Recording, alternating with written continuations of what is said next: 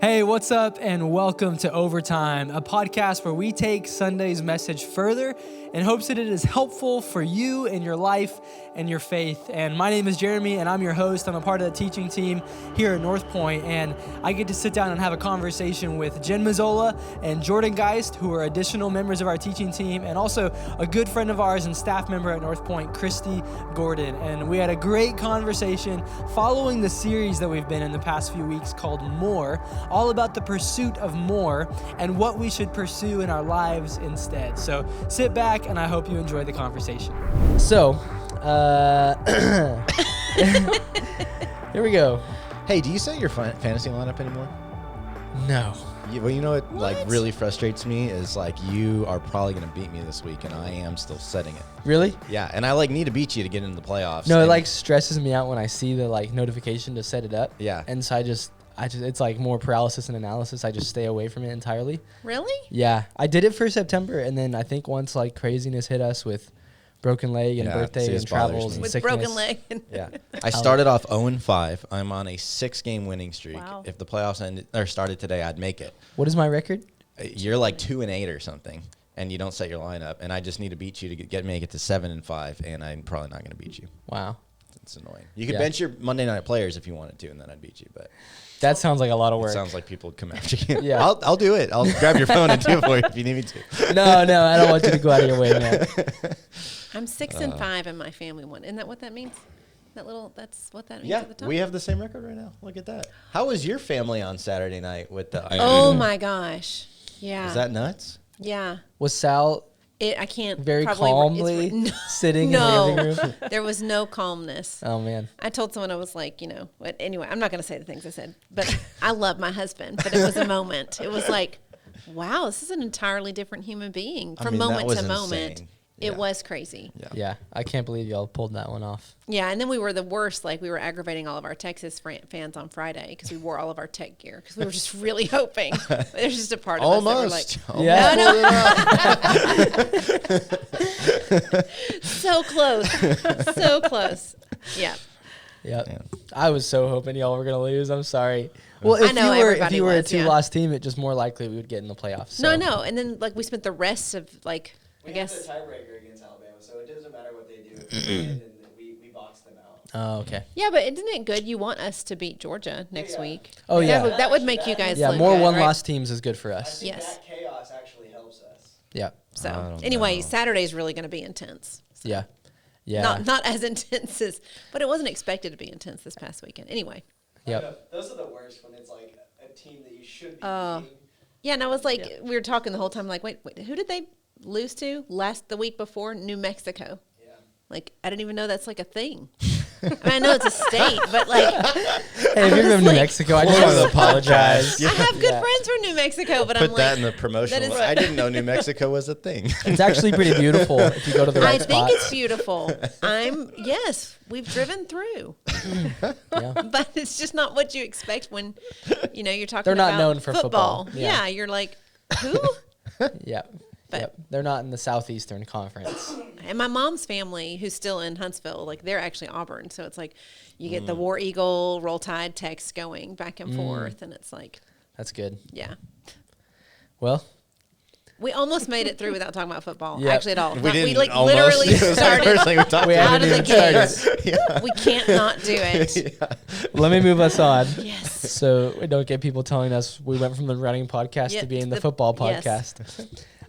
So we're wrapping up a series called More.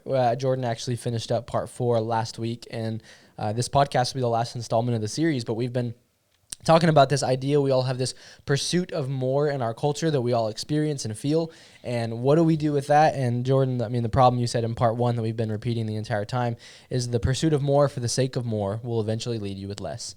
And we've talked ad nauseum about just all of those things, and there's statistics that support that, and research, and just so many things to say. It will leave you with less. And so the alternative, the solution, is the pursuit of Jesus. For the sake of Jesus will eventually leave you with more. And it's that verse where Jesus says, I have come that they will have life and have it to the full. And so we've unpacked a couple different topics talking about simplicity, comparison, money, generosity to kind of approach this. But in light of all this, and in light of when we're shooting this, Cyber Monday, Black Friday was on this past weekend. I just wanted to know, we've been in this content more. How have you guys been doing with your Black Friday, Cyber Monday experience this year? I'm not so exciting because not because of like self-discipline, but because we just really can't. Like it's like Emily is stopping working, as we're heading into the baby season, and that is already proving more expensive than we thought. And so it's just like that's just dominating our world right now. But it's not a result of some maturity or anything like that. It's just where we're at. He could be here before Christmas, who knows? So it's like that's just kind of what we're thinking right now. So wow, that's crazy to think about. Yeah. Yeah, somebody freaked me out the other day because they were like, yeah, our first came 5 weeks. Everybody tells me, your first like comes late a lot. And somebody was like, oh, yeah, 5 weeks early. I'm like, 5 weeks early would be pre-Christmas. Like that. Wow. That, in my mind, that's not a possibility. No. Yeah. It very much is. So. That is Love crazy. how you control that. Yep. You will not come until I tell you. No. Love it. No. What about y'all? That's when discipline starts. Yeah. Right when they come out. So Black Friday is actually a tradition for our family. Oh, really? Yeah, it started when the boys were really little, and we really needed those like $10 Walmart toys. Like we really needed to shop Black Friday, like and especially if we were going to get a TV and that kind of stuff. That was a long time ago when Black Friday was, you left your family Thanksgiving meal, you parked in a parking lot from 5 o'clock. We would go to Walmart, sit in the aisles, and then it grew, and our friends came that also had little kids, and so someone would watch our kids, and it was like 20 people, and we went everywhere. And so it became like a thing. My kids were old enough that they wanted to go with us. I'm not going to, but anyway, they started joining us too. But now since post-COVID, it's kind of like you can do all your shopping Black Friday deals early, so it's not as much of a thing. But we still went out and went to all the stores we used to always go to. And well, it's not 24 hours anymore. It's like one of them said, we're going to make it the whole week. Yes. And they all said they made it the whole week. We're going to make it the whole week, but we're still going to call it Black Friday. Yes. Yeah, it's just changed in dynamic, which is probably a good thing. I mean, I feel bad, like, looking back, like, retrospectively. I'm like, oh, I was really excited to make those people work, like, their whole holiday. And I was really mad when they stopped doing that. And I was like, that's a little... So I think it's healthier in some ways, for sure. Like, it is interesting, though, to note that, like, culture forced a shift, which is not normal. Like, we discount our ability to change things by where and when we shop. But we did it in this moment. There's kind of an enough moment. Yeah, no, that's true. I never wanted anything bad enough to go fight crowds. No, I just can't. So I was happy when things went online. I'm like, Black Friday online, Cyber Monday, I'm doing that. Yep. You don't like crowd watching because it is amusing to watch the insanity. I do love that. I just don't want to deal with. I have to be in it then to watch it, and no. Have y'all looked at TV prices? I didn't make that story up. They really have. Like, there was a 75-inch 4K HDR for $299, which that's crazy. I think we bought ours for like $600-700. That's the first old man comment I think I've ever heard. That is something old people say. It's like, oh, those prices have come down, or this is crazy for this. Like, I'll say that once I'm in my 30s. Oh. Once you get there. Gonna milk it for as long as I can. Once you're my age. Yep. My maturity. The ironic thing is, like, teaching on simplicity and talking about choosing less, I bought more this Black Friday than I've ever bought before. We talked about, like, we're doing some changes in our living area in our home to try to make it a little more community driven versus like a wall with a screen is the purpose of the room. And so we invested in some like new speakers and stuff. But I did, maybe I am an Enneagram 5 because I did a deep dive on like the comparison between all of them and all this kind of stuff. So we went with like the Alexa ones, and they're all just like 70% off right now. So, or they're always that price and they put the 70%. Yeah, I was about to say. Thing. Yeah. Have y'all seen the, there's that amazing meme, the Braveheart hold. Have y'all seen this? It says Tuesday, like this TV is $899, and it shows the Braveheart guy going hold. Wednesday it says $899. It says hold, and then Thursday it says it adds in like was $1,200, still $899, and it's like go. And that's what Black Friday is. We fall for it every time. Yeah. So we went in and got all for Christmas for each other this year, got like speakers for music because we just love to play music all the time in our home. That way we can just hey, Alexa, and it just plays music and listens to all of our deep conversations too. Yes. Yep. So different topic, but yeah, that was what we did for Black Friday. So got some tech deals. Anyways, so yeah, I'm needing to revisit some of this content, I guess, after purchasing more than I ever have. But one of the things I want to dive in and take a little bit more of a broad approach, because I realize one of the things we've talked about the entire series is that Jesus does offer us more, but we've landed there at the end of every message to say the pursuit of Jesus for the sake of Jesus eventually leaves you with more, but we haven't really honed in on practically what that looks like in our life. And what does it look like when we are living in such a way we're experiencing the more that Jesus offers? And what does that really mean? How does that manifest itself in our life? And so how would you guys answer that? Like, what does more through Jesus really look and feel like? I think it's Jackie who recommended the book first, the Living in Light of Christ's Presence, that you recommended to me, right? Oh, yeah. Living in Christ's Presence with Dallas Willard. Yeah, and Dallas Willard, he has a line in it where he's like, literally just do what Jesus says. Like, and it makes it a little simpler, like a little less mystical. It's like the shrinking the gap in between like something you know that you should go do, act upon, experience, and then the time when you actually just go do it. And he's like, if Jesus is who he claims to be, like everything he says is in line with reality. And so you go and then like you test that and you experience that. So whatever it was in the series, whatever it is you come across as, you know, you're reading, learning about him, it's like whether it's the generosity piece we talked about or, you know, the comparison piece we talked about, or like each of those, it's like, man, as you go do it, you actually experience him. Yep. And as you experience him, you start to discover more and more like, man, there's more to life here than when I was trying to chase it on my own. So Yeah, I wrote down something from that book, actually. I didn't know you were going to talk about it, but he said we all have a mental map of reality, and the value of a belief is that it enables you to deal with reality. So when you begin to believe Jesus is who he claimed to be, you begin to follow him, implement that knowledge into your life, it changes how you view your own reality, and it allows you to deal with the world and the different circumstances differently. So it allows you to deal with things like the incessant pursuit of more in a different way, and that's where dealing with it with a different reality leads to potentially a better experience because you're finding more elsewhere, not in what culture says. Yep. Right? I think it is that. It's like looking through a different lens. It's like you're seeing things in a different way. And I think when you can remove that, like the lens of it's, you know, what the world sees or what the world tells you is more, and because you can come to believe that is better, right? And so when you look at it through a different lens, I think it takes away that living in fear. Like if you really believe what Jesus taught, what God says, then you can remove the fear, which then that leads to more. Because I think everything else we do for more is driven from fear. So if you really, it's like walk the walk. If you really believe what Jesus said and what he taught, and you live through that lens, then you don't have to be afraid. You don't have to accumulate. Yeah. You can really live in your belief. It's almost like the fear. It's a giant FOMO, fear of missing out, right? The pursuit of more is just a giant FOMO. What if I don't experience all of it? Right. Yeah, that's a great point.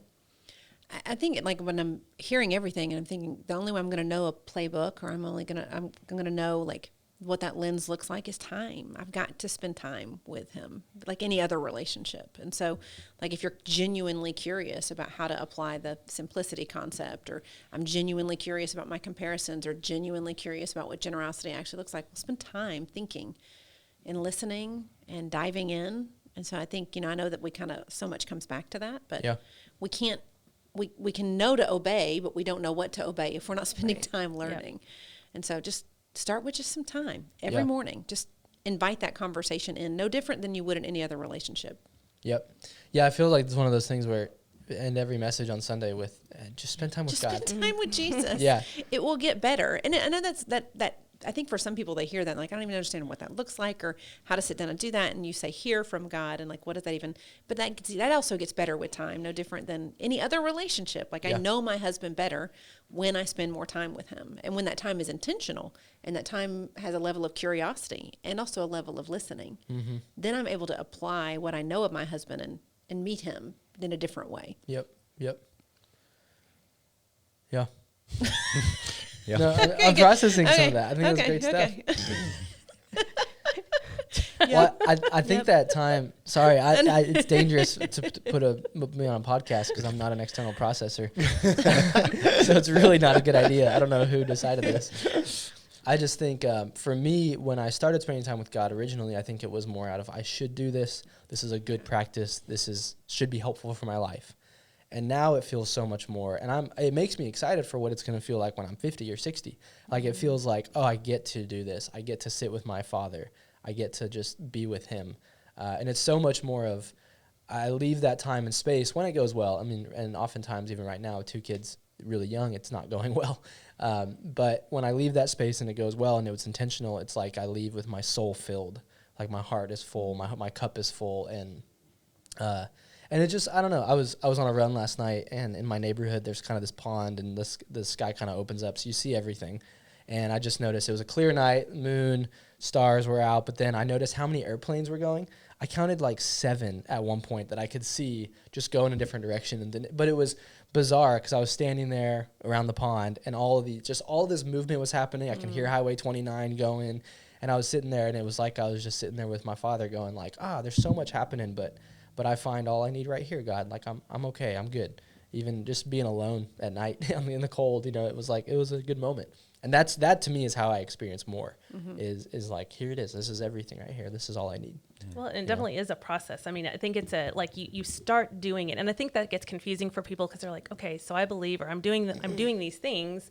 It should just kind of happen. And I think it's a process, and that's the beauty in it, is that it never ends. So we continue to be able to find our identity and security more and more and more throughout our entire life by spending time with Him. So the more just gets better, but it's hard to explain because it's not, if you just do this is what happens. It's the time you spend, and you get to see all the more that there is as time continues.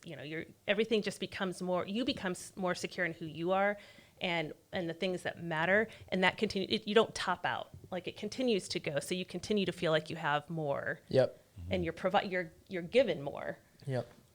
Yeah, I think that's why the definition of like do what Jesus says is helpful to me, because it's like we're talking about like a cycle a little bit, where I don't want to so spiritualize it, where it's like, again, you just sit with Him in a cave and that is right. more. It's like as you sit with Him in that time, then you can't help but like be dissatisfied with some of these things that you're doing that are contrary to, and so then as you go practice it and apply it, like on the other side of you for 15 years, it's like, yeah, you've prioritized that habit, but I've also seen so much change in your life as you're like, I'm going to go like figure out what this looks like. Yeah. And it's, I talk about like my weekly meeting with Em a lot, and if I just think about some things she would like consistently reflect over years of like, hey, you're, on your phone a lot this week, you weren't present, or hey, the trash is just piling up again. It's really helpful when and then if I don't like go do anything from those meetings, like it like rises the tension. It like, it creates more like disconnection. And so it's that same thing where like you're sitting in that space with Him, and then you're like, you notice how often you are dishonest throughout the day. And it's like, hey, just like practice honesty for a minute and just see what that does to like release some weight and some imposter and some fear and, whatever like the thing might be. What Jesus says about sexuality, it's like, okay, I'm going to go practice that ethic versus, man, what would 100 partners be like that culture tells me that's where life is, and it's like, just try it, you know what I mean? And see like which one leads to more fulfillment. And so it's I think that cycle that we're talking about, that the fullness of life is in reality with what He says. Yeah, it's interesting. In the Dallas Willard thing, he also just like, I don't remember what the question was, but he answered some question, and he pretty much just said, just fix your eyes on Jesus. Everything else you'll figure out, and it's like, that's it right there. Just like fix your eyes on everything else will just like come into play. And it's that right there. The more time you spend with Him, the more you're gonna start to become dissatisfied with other things. It's a great point. I'm just cracking up inside because we went from like, you got to take out the trash to 100 partners. I'm like, we just went. I mean, those are kind of two things you got to figure out in life right there. Yeah. So I want to ask you guys a question that got cut in one of the messages. I think multiple messages, actually. We didn't quite have enough time to get to it, but we wanted to define or talk through this question of what does enough look like? Because when you choose to live with less, or you choose to do different math, or you choose to be generous, or you choose to give, save, live, or you find all that you need just in relationship with Jesus, with all the other demands and all the other kind of messages of more, you kind of have to take an active stand and say, here's what enough looks like for me. How would you guys answer that question? Not necessarily like your personal finances or anything like that, but how would you go about answering that question for you? It feels like, well, for me, I think it's simplicity and manageability. Like, I feel like enough for me is in that spot where we're not chasing and we're not, like, you catch yourself in these moments where you're like, wait, this confusion and this chaos and this stress is caused by me chasing more. You know, I want the kids to be in more things, or I want to have more time to do this or do that. And you're trying to, like, do everything but what your focus is on, everything but what it should be. So for me, I think enough is when I'm sitting in that spot that things are clear, it's simple and manageable. When life feels like that to me is enough. I think, and Keith and I joke all the time, like, we kind of wish we could go back to when we first were married. We had no money and things were so simple. Like, we didn't complicate things we didn't have the money to go get the car that everybody else was driving. We had a piece of junk car, and we didn't have the huge TV. We had the little tiny one, sitting on a table. But things were so much simpler then because we didn't have the means to go complicate our lives. So, for me, I think enough is when, at least from our family's perspective, well, actually and individually too, when I feel like things are simple enough that it's manageable and I've not neglected my time with God and time for self, and like things are just manageable. Yeah. Yeah. I like what the question makes you like think about, like as you really start to chase it down, cause you're like, okay, well, is it like a 1 car or 2 car household, and then how many square feet, or like how many things in my calendar? I think it gets like really hard to define an actual, like, this is what enough looks like, either relationally or financially or whatever. And I think it's like the very question pushes you towards Jesus. I think it's like, it's how people can really say, like, I have everything I need in Christ, like, and like mean that, because you can have this big picture view of like what he did for me is enough, like that I am going to spend eternity with him regardless of how chaotic life gets. And it doesn't mean like every minute of every day I'm like, like in full conscious awareness of that. But it's like, it's what I think the question starts to push you towards, because otherwise it gets really tough to be like, how even much food and shelter, and how much like extra, and how much retirement. There's no like great definitive answers to each of those. Like, we would want to increase, almost any one of those categories. And so it causes you to wrestle with, like, is there a such thing as enough really outside of him? And I like the deeper questions it starts to like really raise. Yeah. I struggle with just even trying to measure, because I just think, and we talked about this, I think, before we even got started, is we hear a message, or we even see like an image of, and we think, well, then the answer to more has got to be less. Like, and it's like, no, not necessarily. I mean, and all throughout Scripture, we see God give, and bless people with property, and which would, like, our standards of like Bill Gates kind of wealth, right? And we see that. We also see everybody lose everything, and we see seasons of famine. And so I think when we go to our calendars or our bank accounts, or even just a day-to-day purchase, it's the why that matters. And we know that a little bit, but like, I think there's just seasons where it's like, it's okay to go get that car. You worked hard. It's okay to have that car, and you can just like that car. That's okay. And then there's other seasons where it's like, that's not healthy for you to get that car. That's not wisdom. That's foolishness. That's not managing your money well. Like, I mean, and it's the same thing with our calendar. Like, sometimes, some seasons, it's like, you know what? I mean, I can remember feeling like, oh, I shouldn't have gone back to school because it just complicated things, and the boys were little, and now I'm not a good mom. And no, I was okay in that moment. I checked with God before I went to school. Like, and yes, it was hard, but I took it 14 weeks at a time. Like, that's a semester. Like, I just took it a semester at a time, and I wasn't doing it alone. So I just think that it's a little bit less about, like, we want to take our measuring stick. Well, when is the bank account going to be enough? When is that relationship going to measure the way I want it to measure? And I feel like God is like, I want to measure with you. And there will be seasons, and I appreciate Solomon's balance, right? There's times to harvest. There's times to, there's all the balance of, like, sometimes it's more, sometimes it's less.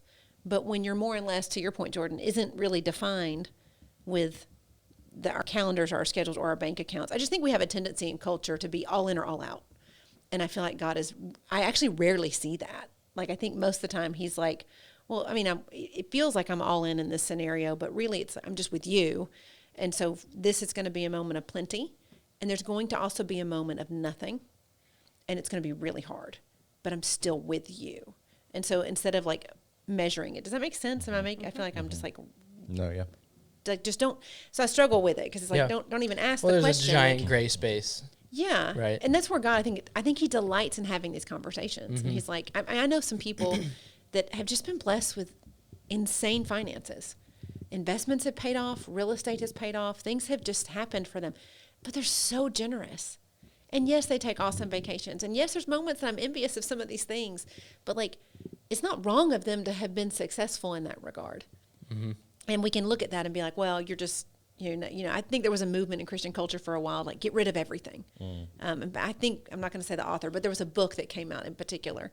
And I remember some people really pushing, like you have to get rid of all the things. You have to have nothing in order to actually truly follow Christ. And I'm like, that's not even biblical. But sometimes you'll also have nothing. That's also sometimes a thing. And if you can learn to, like, I love my little TV on the table, but also I love I don't even know the things you were talking about with the TV, like the LD numbers. I don't even know what those things are. Like, it's, and I've learned, is it Paul who says, like, I've learned what it's like to have plenty and to have nothing, right? Isn't it? I'm thinking it's him. And so I just think that that's really the goal. Yeah. You have enough when you can have plenty and nothing and still be. Yep. Well, yeah, and it's like, it's the example of the TV where Jordan could get the TV, and if he expects to be happier because he has the TV, that's maybe where it goes bad. But if he expects that he's already happy and the TV is just going to enhance his life maybe a little bit, that's great. Yeah. And that's such a gray space in between those two things. Yeah. That's hard to manage, and I don't do well in gray spaces, so I'm learning a lot right here listening to you guys. I'd be happier with the TV. Just to clarify.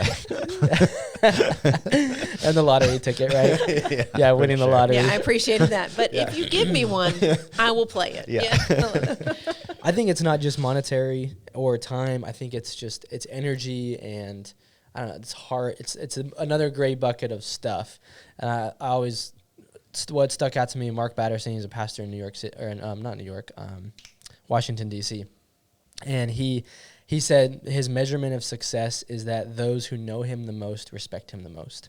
And that's his measurement of success in his life. Not having all the stuff. And he even talks about accumulating experiences versus possessions and some of that kind of stuff. And that's just different ways of approaching it. But that always stuck out to me, because I was like, would that be enough for me if, like, my wife, my boys, my closest community, and those that I serve each week, what if they respect me, like, and I was living a life of character and integrity, loving God, loving people, would that be enough?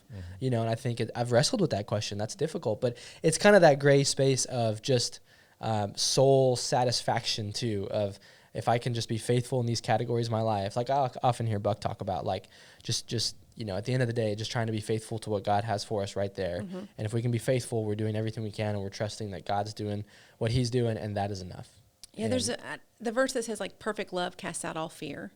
I think that applies even in the conversation of enough. My husband grew up with a family who had no money. I mean, he would come home from school and there'd be cardboard boxes because they lost rent again, or rent went up and they had to move. So I think he went to a gazillion schools by a certain time, and they had to hook up a car battery to have light to eat dinner with. They had one car with a family of 6. Like, it was just, so he grew up but it didn't seem, now that produced its own thing in his world, right? Yeah. He has his own personality, things that come from that, but he never wondered if they loved him. And I think when I first stepped into that family, I was like, how could you have managed that? Like, to have nothing, like to really wonder what you were going to eat, or if you were going to have water, never having a landline, Yeah. And they just loved each other well. And so I always think of that verse when I think of them, and I think we discount that. Like, you can give your kids all the things, and there's a big feeling of pressure to give them all the things, to put them in all the lessons, to get them all the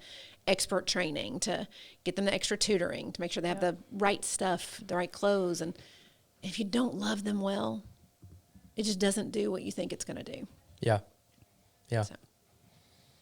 Yeah, it's good stuff, y'all. I'm going to move us on to the next question. I'm never good at those transitions. Oh, no, you're killing it. And now we transition. And now on to the third question. It always makes me think of our example, Jeff Brown, our small group leader. He would just take whatever was talked about last, and he would just say, speaking of that, and then he would just go on to whatever. And it wouldn't connect. Yeah, he was famous for it. Oh my gosh, I love that. Please do that all the time. Always. Yeah. Jeff Brown Please transition. do that. I love that. That's hilarious. Yeah, it's pretty good. So speaking of parenting, in Jen's message about comparison, she talked about how important it is that we get to know ourselves, invite God in as a way to pursue contentment rather than live in comparison. one of the things I want to hone in on is just how do we do that? Like, what does that actually look like to be totally content in you? And why does that lead to where you're not doing bad math all the time, where you're not comparing in a illogical way? How do you actually go about doing that? I think if I understand the question right, and we were kind of talking about this a little bit before too, is also just stop, like, recognize in yourself that there's good and bad, right? There's this tension in your own world, and stop judging yourself in that. I think that one of the best things for me was, we talked about tools. There's all sorts of personality tools, but really just stop being mad at myself for being myself. And to realize that nothing is wasted with God. God's like, even all that stuff you've experienced, you can truly sit in who you are. And when you do that, and you start to show up as your full self, what I feel like most people notice is, well, all of a sudden people start like saying, oh, I enjoy this about you. And they point out the thing that's actually you, but it's because you stopped really beating yourself up, right? Mm-hmm. So I just think, like, we talk a ton about tools. We talk about the Enneagram, all these things, and they're very, very good. But I think even if you dive into those and you're just evaluating yourself, like, these are the parts of me I've got to cut off, and these are the parts of me I've got to embrace or, like, highlight. It's like, no, don't do that. Again, spend that time having that conversation with God about, like, why do I struggle with this? And so instead of being angry at yourself about it, like, really inviting him into that moment. And because then that's comparison. And then once you give yourself grace, you actually start to give others grace.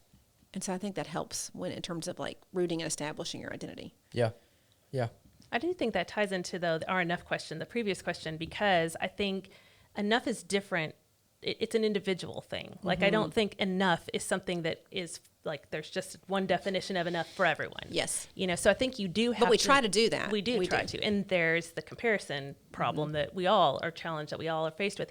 But I think when you do really spend time getting to know who you are, who God created you to be, and inviting God into your circumstances, then I think that's when you discover, like, what enough is for me. I don't have to have or do or be all of these things that I think it looks like for everybody else. I just have to spend time with God, knowing who I am, and find my identity and security in that.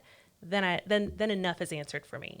Yeah, and enough in this season. Yes. We also discount that. We're like, we go ahead and, like, say, this is what I'm going to do forever. Like, I've learned, maybe it's because I'm getting old. One of you said 50 something earlier, and I was like, that's really not that far away. Thanks for bringing that up. But, like, I think I just said that I was in my 20s. Yeah, I don't know. I know. And then you interpreted that. Yeah, that was a big projection. Yeah, if you ever wonder what projection looks like, that was it. What was it? You said a good, like, not that long ago, when you were something like, "Good morning, Jen," and I'm not old. Yeah. Something like, it was like, It's been a theme as long as I've known you. You started it, but I didn't feel old until I got introduced as old. Right. What's so funny is, like, it didn't even cross my mind when I said seasoned on there, on stage, setting you up in a community. I was like, because I had remembered. Speaking of, like, authority. Yeah, I'd remembered. Experience. I had literally gotten feedback from another guest communicator that it was helpful to her when people would set her up for success. So, like, hey, this person's great. It's gonna be awesome. You're gonna love it. And so that's what I was trying to do. Like, you guys are in for such a treat. She's so seasoned. Yeah. Well, I was like a seasoned communicator. Yeah. Like, he's a seasoned quarterback. Like, he's got a lot of great experience. Yes, He has am. a lot to offer. Not you. You made eye contact with me, so I was just like, well, sports. Anyway, but speaking of seasons, like, your enough will be different per season too. Yeah. Like, enough's going to be different with littles, right? Like, and capacity and all that stuff factors in. So if you kind of dial in and be like, well, there's the formula, which is, I think sometimes we write books. People write books based on, like, a formula, right, that worked for them. And then we get, I remember my community group did a Sabbath study. And I think, like, other community groups have done it too, but it's always funny to hear us talk about it because we're like, well, am I Sabbathing correctly? It's like, what is happening right now? Yeah. Now we're like, this is not the way this goes. And Sabbath will look different per season. And there's just some, I don't know. Does that make it? Yeah. Yes. I love that point. And yeah. Yeah. It's good. Another killer transition. Speaking of that. I'm still just chuckling about the season thing. I'm never going to live that down. I do think it's important, the different seasons, though. I'm feeling that right now, just going from, I think I was all teed up and prepared through a lot of conversations for going from 0 kids to 1 kid. I was like, it's going to change. And then it changed, but it was a much more manageable change because it was 2-on-1. Going from 1 kid to 2 kid, I feel like I was not as prepared for how much my capacity diminishes now being more, what is it? Man to man. Yeah, man to man coverage there. I'm a seasoned quarterback. I know these defenses. Yeah. But it was funny. It just made me think of a conversation. It was so practical and it was so helpful. Elliot Moon, who's like a partner network guy, I called him on the phone. We just chat every now and then. And he's just a really wise guy.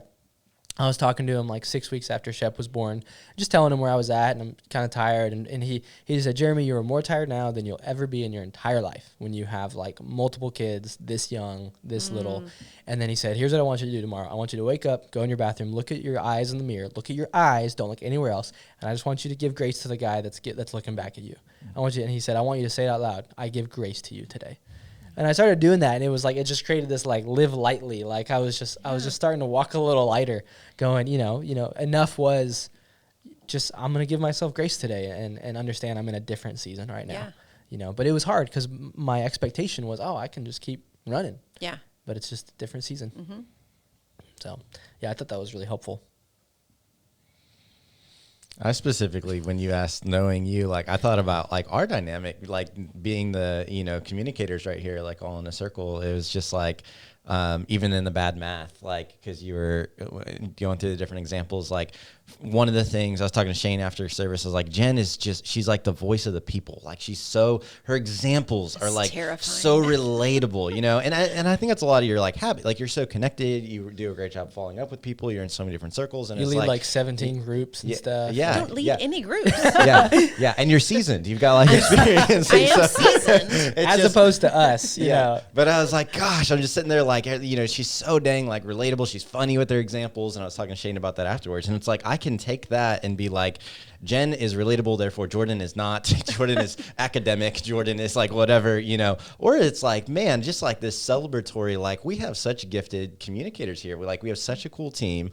Like Northpoint benefits in various ways from like different things we bring to the table. And like the most helpful thing I can do is to be me. Like that's been my 10-year journey is trying to discover out who that is. I got a ways to go, but it's like the more I can just like be me on stage, like that's the greatest, gift I can give and speak authentically. And Jeremy tells that, between services every week, he's like, go do that. So it's like, there's something in that like, even in the principle she was talking about, it's like our role or our gift or our performance or our job or whatever it is that like we bring to the world. It's like knowing who you are and what that is and what God has like uniquely gifted you to give to others, like leading out of that, not trying somebody else's gift, like is always going to work out a whole lot better, I think. So I think that's even like a great question to even sit with for a second, is like what you just said is, you didn't really phrase the question, but like, help me. I want to help me be me. Mm-hmm. And so anything that's in your way in your life right now, where you're like, I just feel like I can't be me. Like sit with that for a second. Like, what is that? Is it a comparison? Is it feeling like I need more stuff? Or like,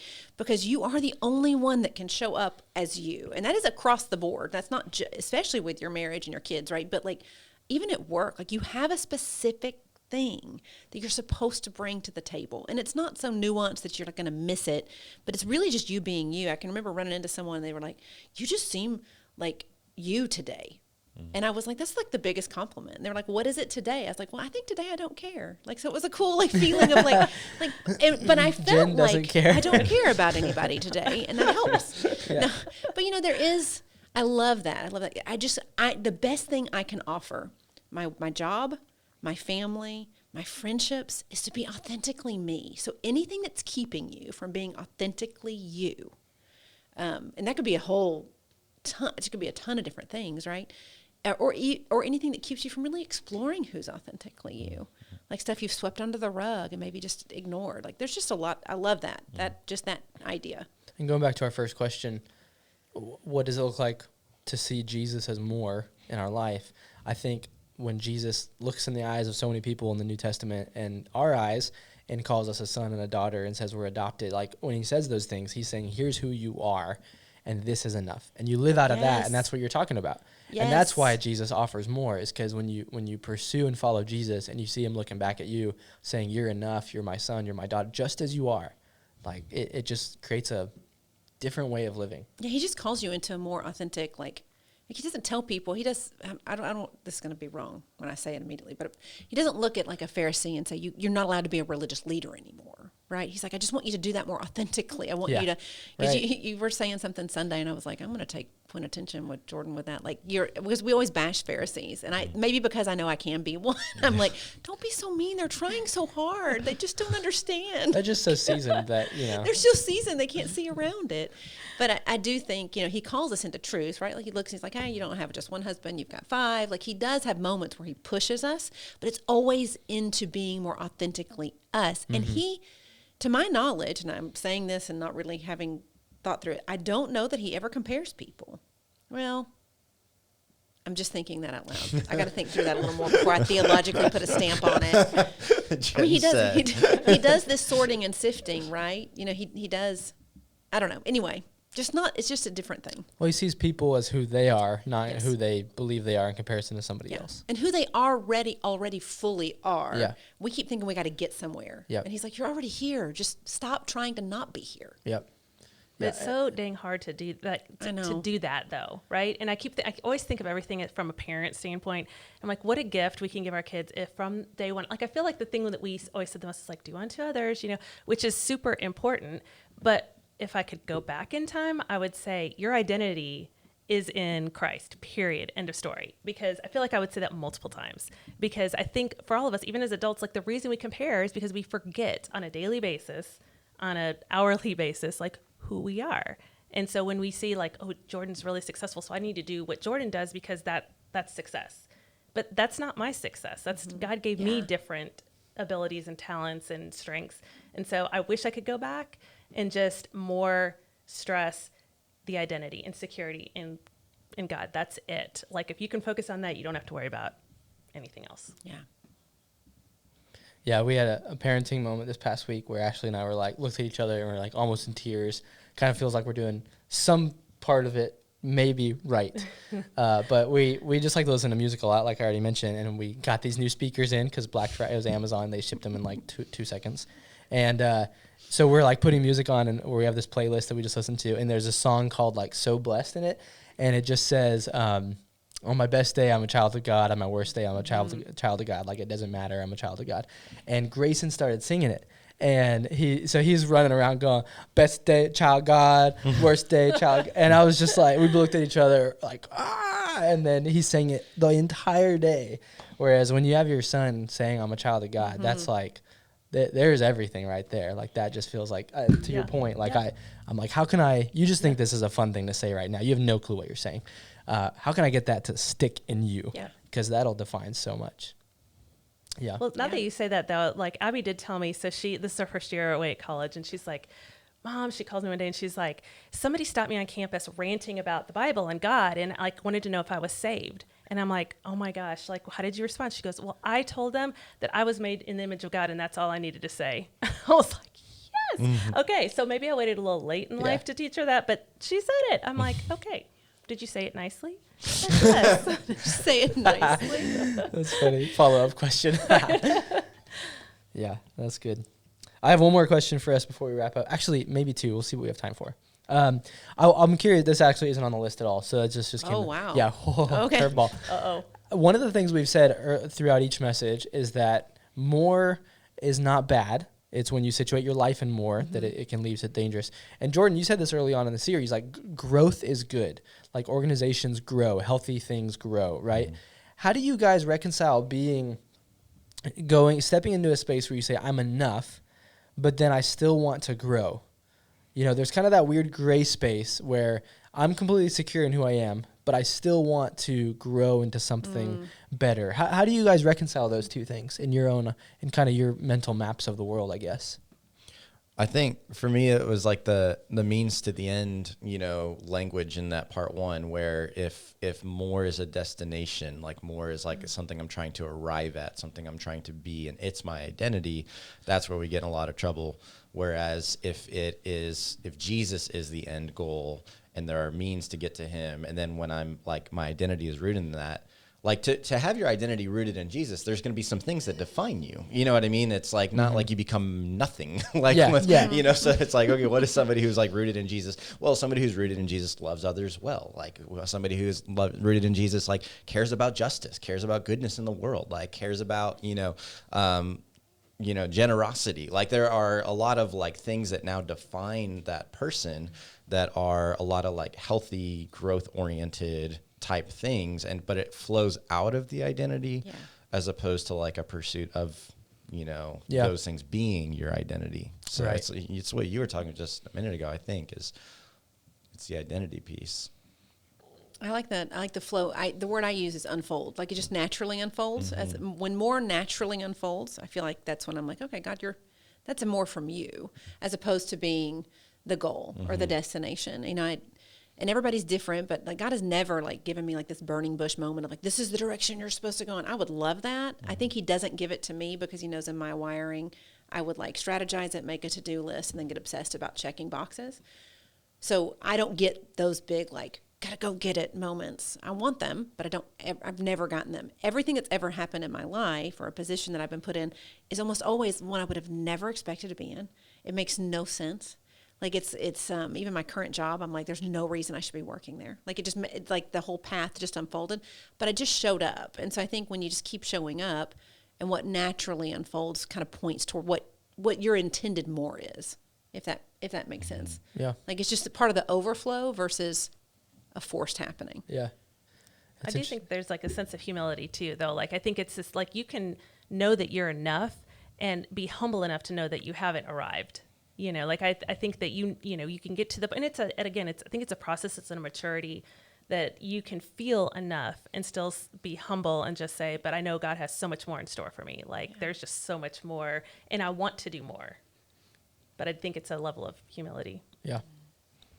Yeah. I don't want to always go back to marriage analogies because I realize like not everybody's married. That doesn't like resonate with everybody right now, but I think there's something about the oneness of like that specific relationship that there are like so many things you can take away. And it's like connectedness is always the word that I use with them. And when we are more disconnected, it's like the list of to-dos feels like really big and overwhelming and hard to keep up with and more draining, like the things you're supposed to do. And the more connected we are, I like naturally do more. Like I'm more proactive. It's energy giving versus energy draining, and it's a result of like we're attuned, and I can like more anticipate what's gonna like be life giving for her or stress her out or so on. And it like starts with our like connectedness. Like it starts with being on the same page and communicating and trust and things like that. And then there's a resulting like, actions that happen, more that happens as a result. And so it's just an easy human relationship for me to like try to understand the concept. The more connected I am to him, there are things that result that happen out of the overflow, whichever one you said, the overflow. Yeah. I think in every wedding I do, there's a line that says like, if you practice love as a giver even more than a receiver, you'll both know both. Like, what I mean? Like, so if the focus is to give and to be and to serve, I mean, I know that the language we sometimes have tension with, but like literally to be in that posture, you will naturally know the joy of receiving as well. Yeah. Yeah. Well, it's almost like it's a stewardship of life. Like when you get to a point where you're enough in Jesus, now it's like, oh, look, I have this whole life that he's given me to steward. I want to steward this thing well. Yeah. And it's out of an abundance of peace and contentment, not a chasing of peace and contentment, right? But that's as somebody becomes secure in their identity, that's definitely a different way to approach life entirely. You almost begin to rethink everything because you go, oh man, I've been chasing this and chasing this and chasing this and chasing this. And now I realize, oh my goodness, how can I just like love people well? How can I steward this life well kind of thing, But it's a difficult place I'm learning that now, like, what does that look like for me? But it's a difficult place it's a very gray area, that God tends to live in as well. So last question, and then we're gonna wrap up. And this is a fire hose question, like blink thought really quick, okay? Oh, okay. So practical tools. You don't understand fire hose is very different. Oh yeah, sorry. Blink thought. Okay. Yeah, fast, yeah. Give, save, live. Practical tools and ways in which somebody can implement give, save, live. Boom, go. Set up your life to do that automatically. Jordan said automate. Like Automate you the give important. first, save second, and then see what's left. So that's like, hey, here's my debit card, and it's automatically on the first of every month, it's going out. Yeah, and right? we have we set up our bank accounts accordingly to that. Like we have we literally have accounts that just set aside like that. So I just think like we had to structure it. Like from the paychecks come in, they go into this. So, yeah. Yep.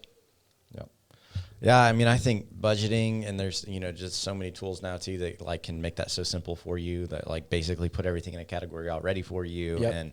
And I think sometimes people are like scared of that, and for a lot of people it's actually life giving. Like it's like, we are okay. I mentioned that on Sunday. Like a lot of people discover like, wait, it's not as chaotic as I thought. Like, so just knowing where it's going, like I feel like is a huge piece of that.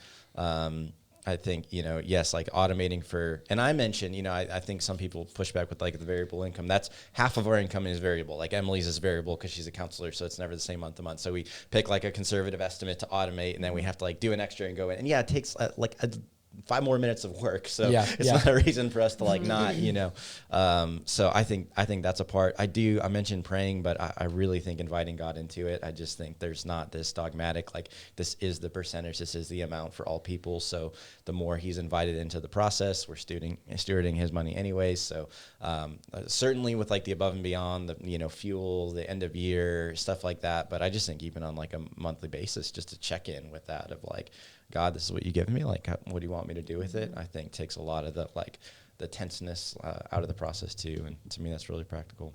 Yep. We did the same thing you do. We just, once we automated it, it was so much easier because we don't even think about it anymore. That's just the way we live. And it serves a number of purposes. It makes giving, like, it was hard at first for us to get used to that. It felt like, but then now we just do it. And I also think that praying about it helps, because I think that money is always going to have a pull on most people, I think. And especially when they're, you don't have a ton of extra money floating around. I think it's always going to be tense, but I think you can get a certain level of peace about it and direction. And I love what you said, Jordan, last week about like, if it's not to Northpoint or it's not to a church, if that's your tension, find some other way to give. So there's lots of, again, the giving isn't the same for everybody, just like enough isn't the same. So we automate ours, we pray about it, and then I think we understand that giving, it looks different for different people. Yep. It's so funny because I do the opposite of all three of you. Like I have to manually do it for it to really, like when it was automated, it just feels like it goes out and there's nothing that happens in my heart, versus like when I manually type it in every week and I'm like, okay, or every month, here it is, then it does something different for me. Like I feel like I have to do that. And I know a buddy of ours too, he brings a physical check to church every month. And he's like, I just, that's how I need to do this. That's how it's kind of spiritually what it looks like for me. So it's funny, just again, inviting God in. It feels like just what God leads you to do feels important. And I would just add in the Every Dollar app is what we use for our budget. We've used it for like, I think almost 10 years now, which is a pretty long time for an app, but we love it. Like, I think it's fun. Ashley doesn't think it's fun, but I think it's fun. But also having a weekly time on the calendar, if you're married, to talk about the budget and just check in on it, feels like it does so much as well. I think starting somewhere too, like if you haven't made that a habit before, I think like picking a big percentage can feel really overwhelming when you've never like lived that way before. And so I think it's a lot easier to like start and maybe have a goal of becoming more generous over time, like as you practice this, versus like just jumping into what feels like a really astronomical amount to you, like can be an easy way to kind of like just experience it. Again, like do what Jesus says, just like taste it, experience it. How's it go for you? So. Yeah, I think having grace with yourself in the process too. Like it's okay if it's tense, it has some tension at first. Like it's okay. Be honest and be real about that. And don't give when it's painful to do so, like just pray about it, think about it, decide, talk with if you're married, figure out what feels right, and don't do it until it does. I mean, it's okay to be a little painful, but it shouldn't be where you're like mad that you're given. Paul says like don't give under compulsion or obligation, and I love that he gives that like spectrum, right? Like where you feel like, oh, I got to give because I'm caught up in the moment. He's like, no, don't give because you're caught up in the moment. Oh, I got to give because I feel like I'm obligated. It's like, no, just give be a cheer. God loves a cheerful giver is the verse, and it's like that. What that means is like you're having conversations with me about it, and we're doing what we know we need to do for now. Yep. I always struggle with that one because I'm like, there are times when I don't feel like giving, but I do it anyways because I know I want my heart to catch up with the act. And usually it does, right? That's hard, though, sometimes, the cheerful giver, because you can take that too far and go like, well, I'm never happy to give, so I'm never going to give. Whereas, no, sometimes you just got to start. But you start small, so it feels like, Find the amount that you can give that doesn't feel... Exactly. Exactly. It's good stuff. All right, y'all. Well, we are over time, and that was... wow. Wow. And that's a wrap. That is We are overtime. See, those just happen, Jordan. Dad jokes galore. In a couple months, they're just gonna come out. You don't know what you're gonna do, man. You do not have to do that. It's gonna happen. But I do. Yeah, It will happen. and you will. You will. Anyways, thank you all for your time and energy talking through this, and to all of our listeners, we just hope this is helpful in your life and faith. And if you can sift through the mud and the mess of football and distraction and seasoned people, then I think there's some real gold stuff in here. So we will see you guys this coming week. If you're listening to this when it comes out the week of, for our brand new Christmas series we're launching this week, I'm really excited about. So we'll see you live or online. Thanks, y'all.